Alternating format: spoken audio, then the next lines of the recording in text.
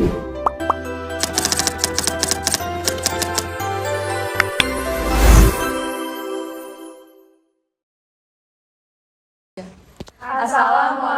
warahmatullahi wabarakatuh.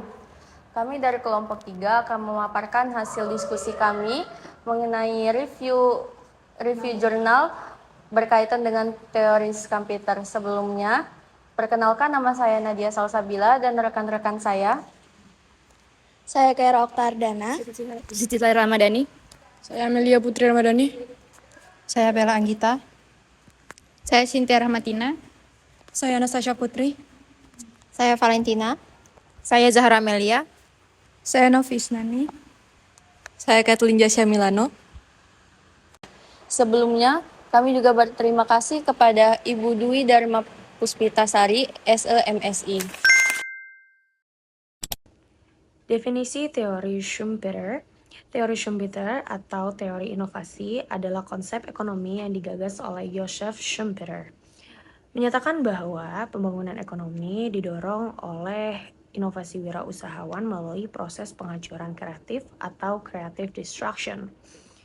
Nah, Schumpeter sendiri percaya kalau ekonomi itu tidak bisa jalan kalau cuma begitu-gitu saja.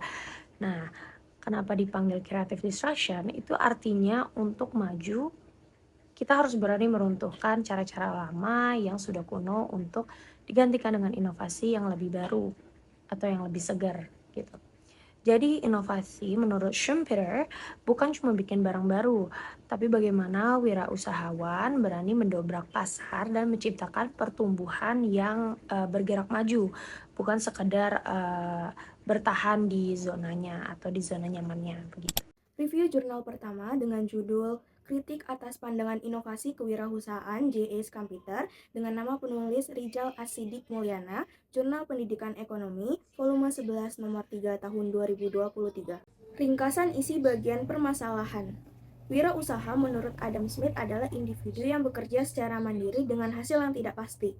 Ketidakpastian inilah yang akhirnya menimbulkan unsur risiko sehingga tidak ada jaminan bahwa keuntungan akan diperoleh atau didapatkan.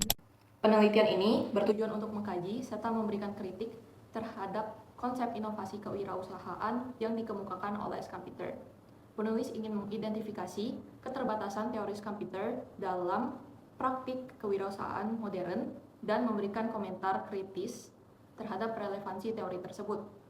Metode yang digunakan dalam penelitian ini yaitu literature review, yang dimana untuk memvalidasi data diambil dari berbagai literatur, buku, jurnal, ataupun referensi yang berkaitan dengan teori kewirausahaan Schumpeter.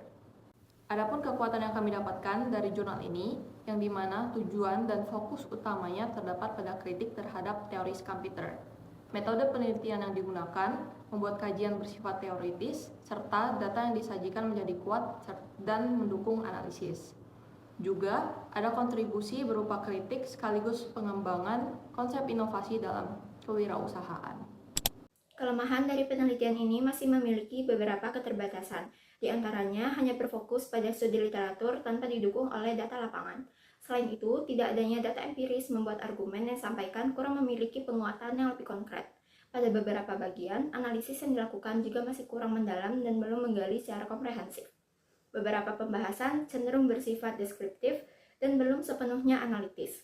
Di samping itu, sebagai referensi yang digunakan masih berasal dari teori lama meskipun tetap relevan dengan topik yang dibahas. Hasil penelitian menunjukkan bahwa inovasi menurut Schumpeter lebih mudah diterapkan pada perusahaan besar yang memiliki modal yang kuat.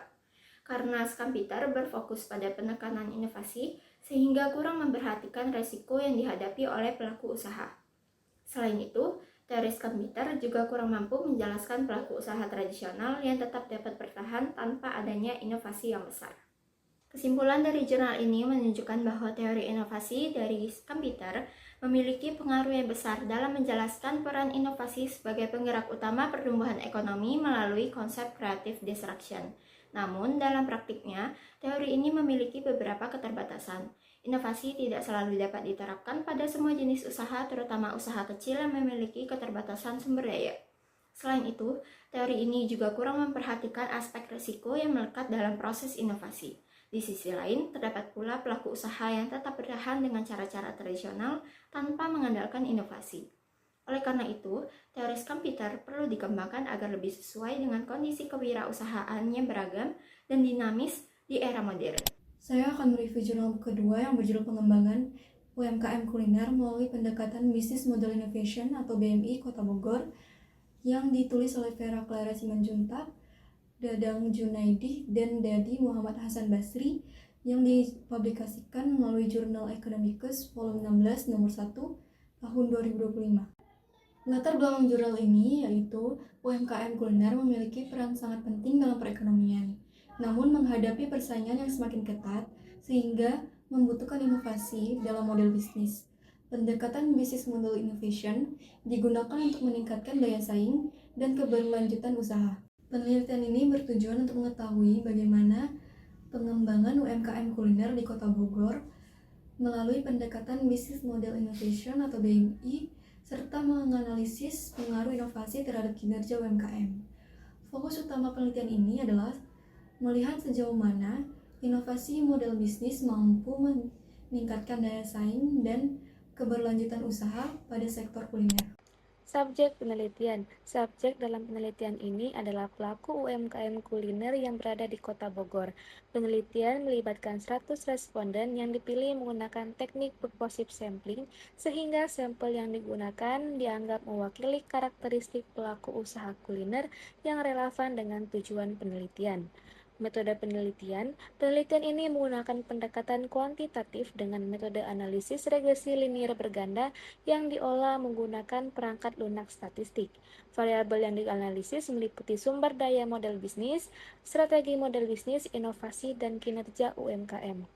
Hasil penelitian menunjukkan bahwa inovasi memiliki pengaruh positif dan signifikan terhadap kinerja UMKM. Selain itu, sumber daya model bisnis dan strategi model bisnis juga memberikan pengaruh yang signifikan terhadap peningkatan kinerja usaha.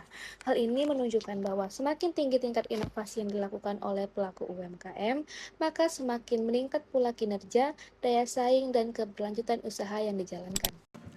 Dari segi kekuatan, jurnal ini memiliki kekuatan pada penggunaan data empiris yang diperoleh melalui metode kuantitatif, sehingga hasil penelitian dapat dipercaya dan memiliki dasar statistik yang kuat.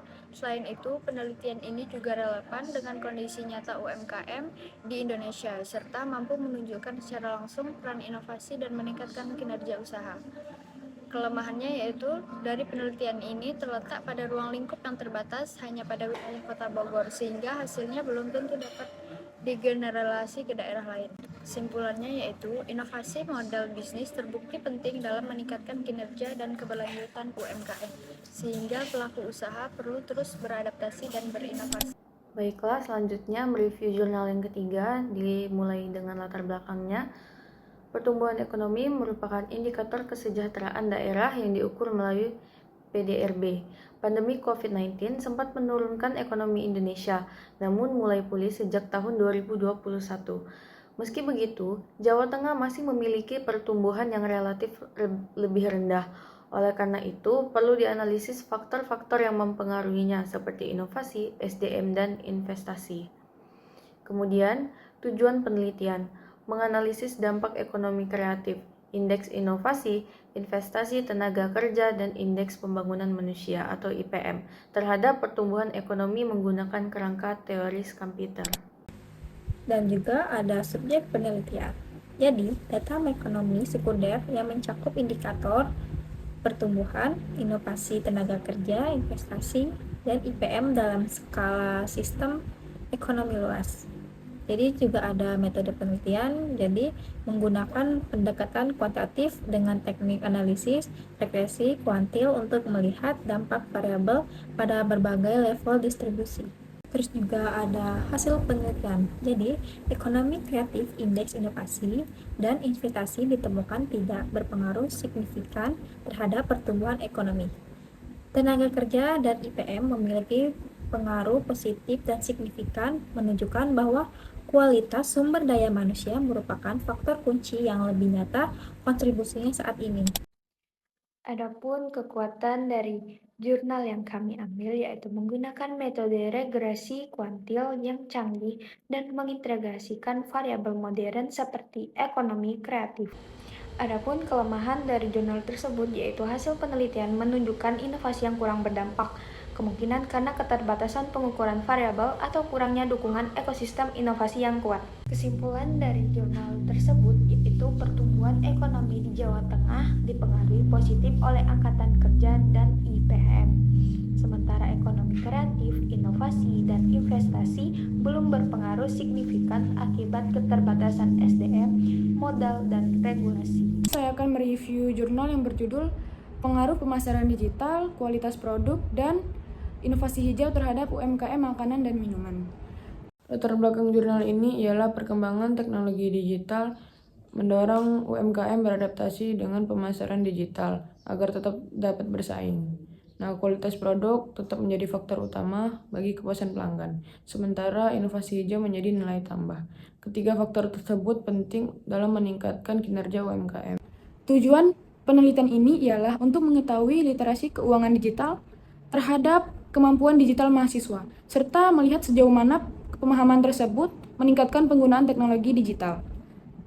Subjek dalam penelitian ini ialah mahasiswa Universitas Binawan yang dipilih sebagai responden melalui metode survei menggunakan kuesioner. Metode yang digunakan dalam penelitian ini ialah pendekatan kuantitatif dengan analisis regresi linear untuk mengetahui hubungan dan pengaruh penggunaan literasi keuangan digital dan kemampuan digital mahasiswa. Baiklah, jadi hasil penelitian dari jurnal ini menunjukkan bahwa pemasaran digital memiliki pengaruh positif karena mampu memperluas jangkauan pasar dan meningkatkan penjualan. Kualitas produk juga berpengaruh signifikan dalam meningkatkan kepuasan pelanggan. Sementara itu, inovasi hijau memberikan nilai tambah dengan meningkatkan citra usaha dan daya saing. Kemudian kekuatan dari penelitian ini adalah mampu menggabungkan 3 faktor penting sekaligus sehingga memberikan gambaran yang lebih komprehensif tentang kinerja UMKM. Namun penelitian ini juga memiliki kelemahan, yaitu jumlah responden yang terbatas dan hanya berfokus pada sektor tertentu, sehingga hasilnya belum tentu berlaku untuk semua jenis UMKM. Kesimpulannya, pemasaran digital, kualitas produk, dan inovasi hijau secara bersama-sama terbukti berpengaruh positif terhadap kinerja UMKM. Oleh karena itu, pelaku usaha perlu mengintegrasikan ketiga aspek ini agar dapat meningkatkan daya saing dan keberlanjutan usahanya. Keterkaitan dengan teori Schumpeter, kesimpulan dari keempat jurnal ini menunjukkan bahwa temuan penelitian pada dasarnya tidak bertentangan dengan teori Schumpeter. Terbukti bahwa inovasi memang jantungnya UMKM agar bisa kompetitif dan berumur panjang. Namun ada satu temuan menarik, yaitu meskipun UMKM sudah berinovasi, dampaknya terhadap ekonomi secara luas ternyata belum sesignifikan yang kita bayangkan. Kenapa? Disinilah ada celah antara teori dan realita, yang kemungkinan disebabkan oleh belum optimalnya penerapan inovasi serta lemahnya dukungan ekosistem, atau mungkin penerapan yang masih setengah-setengah. Bahkan kami menemukan bahwa konsep inovasi Schumpeter ini sudah meluas, tidak cuma soal jualan, tapi juga soal fleksibilitas dalam sistem hukum. Jadi, teori ini masih sangat hidup dan relevan.